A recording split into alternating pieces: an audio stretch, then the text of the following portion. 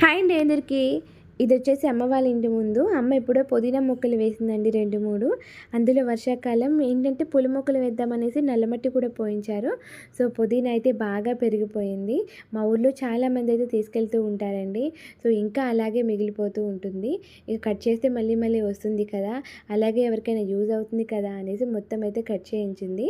మధ్యప్రదేశ్ నుంచి మా ఇంటికి నలుగురు కూలోళ్ళు వచ్చారని చెప్పాను కదండి పొలం పనులు చేయడానికి. వాళ్ళైతే కూరగాయలు తెచ్చుకుందామని అయితే వెళ్తున్నారు.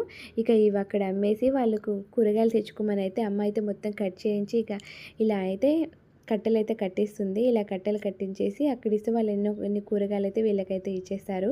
సో అలా వేస్ట్గా చేయడం ఎందుకు అనేసి ఇలా కట్టెలు కట్టేసి అయితే ఇచ్చేస్తున్నారు. మొత్తం వచ్చేసి 15 కట్టెలు అయితే అయ్యాయండి. ఇక మొత్తం వీటిని తడిగుడ్డలో కట్టేసి ఇక తీసుకెళ్ళి అయితే అమ్మేస్తారు. ఈ వీడియో నచ్చితే ఒక లైక్ చేయండి, బాగా నచ్చితే సబ్స్క్రైబ్ చేయండి. Thank you for watching.